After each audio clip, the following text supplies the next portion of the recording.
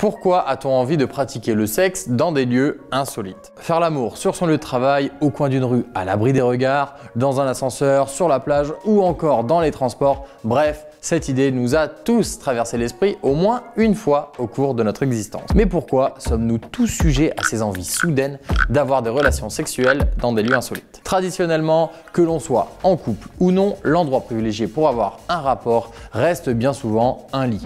Bon, tout ce qui est de plus banal. Pourtant, il existe tout un tas d'endroits bien moins conventionnels où chacun de nous a un jour ressenti l'envie de passer à l'acte. Un fantasme qui s'explique en majeure partie par un mécanisme assez simple, à savoir que l'on ne parvient pas à faire la distinction entre peur et excitation.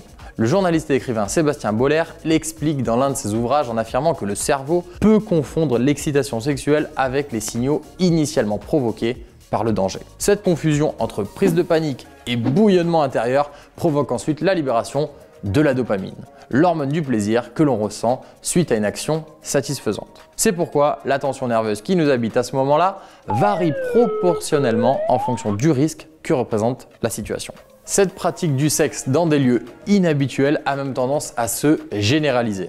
Selon un sondage réalisé par Amorelli, on apprend qu'avoir un rapport sexuel en extérieur serait le fantasme de 19% des interrogés. Dans le classement des fantasmes les plus répandus, il occupe la 6e place, une place honorable, mais encore bien loin du plan A3 ou des jeux de rôle. Ce qui montre que nous sommes de plus en plus nombreux à vouloir casser les codes en termes de sexualité. Alors, si vous avez plus d'une fois eu envie de faire l'amour dans l'ascenseur, sur le siège arrière de votre voiture ou encore dans une cabine d'essayage, n'ayez crainte, non seulement vous n'êtes pas fou, mais en plus de ça, eh bien, vous n'êtes pas seul.